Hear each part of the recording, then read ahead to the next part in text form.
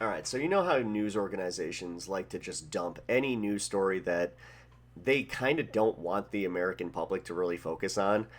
They'll just dump it during the weekend because we're stupid and we have lives. So they just know from, you know, statistics that, you know, most people will not be reading this stuff. Well, on Saturday, they reported this, and then it really started picking up yesterday in the news, which, again, I was kind of surprised. But just, I noticed this morning that it was pretty much already buried. So I decided I'm going to take this opportunity to show you just what I saw. Boom. There we go. The Trump campaign says its emails were hacked, which is funny in itself. And it wasn't Russia. They're blaming Iran. Gee, wonder why. On top of it, like, I'm just gonna say this right here. Year of global elections. Microsoft detects fake news sites linked to Iran aimed at meddling in the U.S. election. Weird, weird.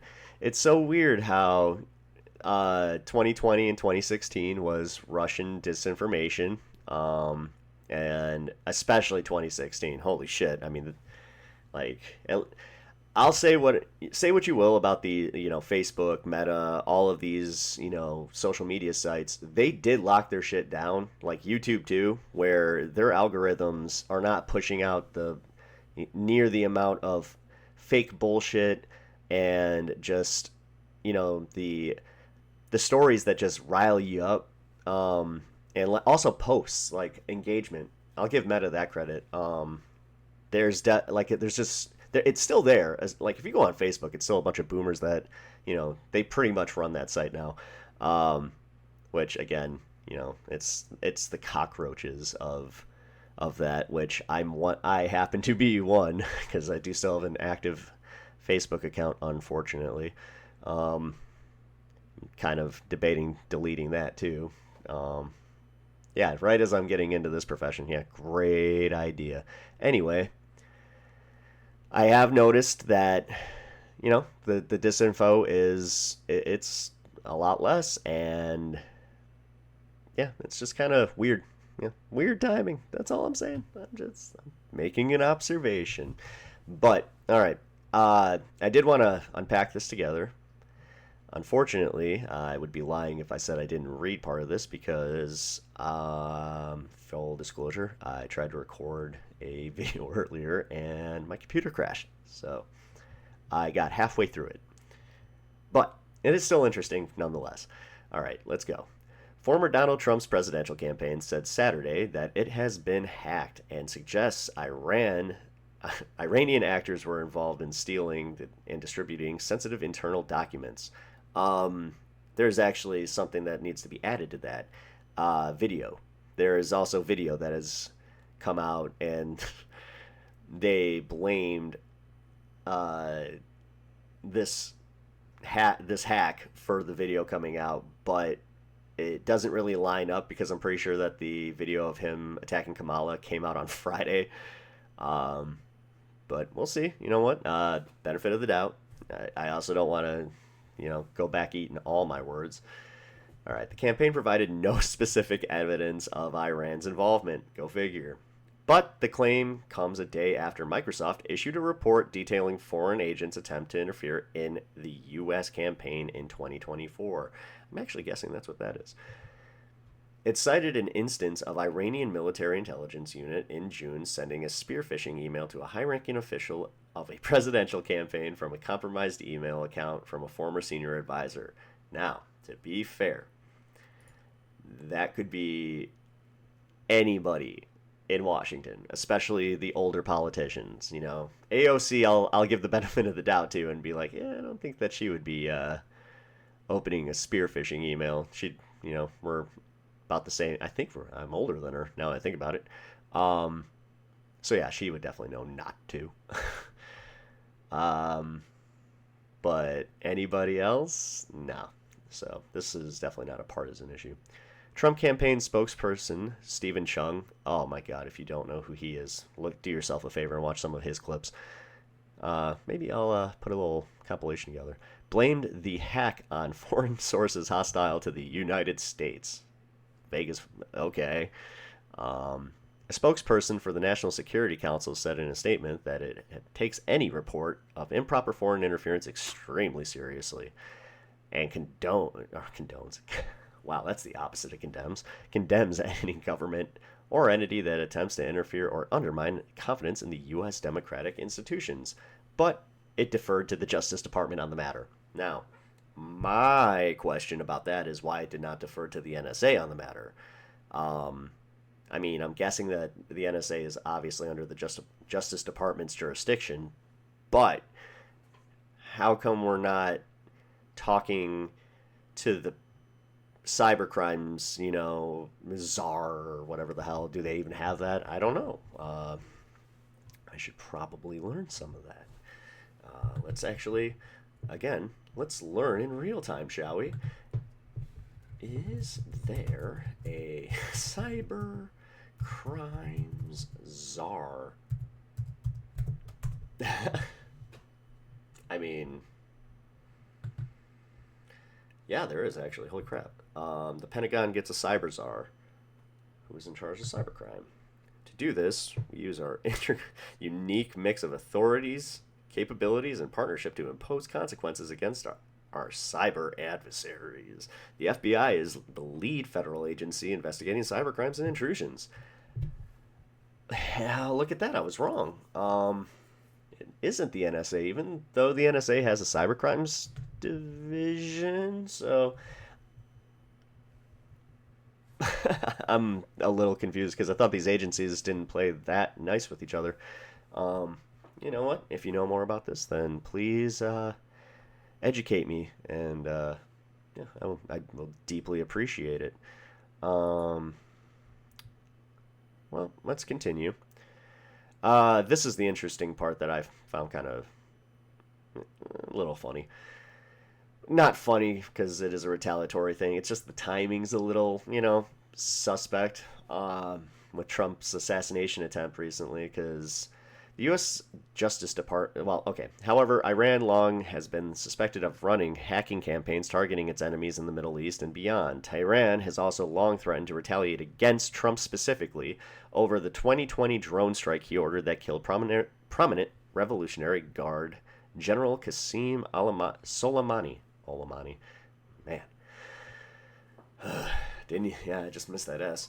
The U.S. Justice Department this past week unsealed criminal charges against the Pakistani national with ties to Iran, alleged to have plotted assassination attempts against political figures in the United States, including potentially Trump, and to have sought to hire purported hitmen who were actually undercover law enforcement officials. Again, timing. Court documents in the case pointedly noted a desire by Iran to conduct operations against perceived enemies of the regime and to avenge the killing of Soleimani. Politico first reported the hack on Saturday. Notice how, it didn't even show up on my radar until yesterday. So, obviously I'm not exactly a subscriber to Politico, which, funny enough, I probably should be. Ugh, I hate Politico. All right, now here's the funny part. They began receiving emails on July 22nd from an anonymous account. The source, an AOL account, you got mail, identified only as Robert, passed along what appeared to be a research dossier the campaign had apparently done on the Republican vice presidential nominee, Ohio Senator J.D. Vance. The document was dated February 23rd, almost 5 months before Trump selected Vance as his running mate. Okay. Ooh. Oh, you know what? This is the biggest scandal of 2024. Get this, guys. The Trump campaign researched their VP pick and got a dossier on him.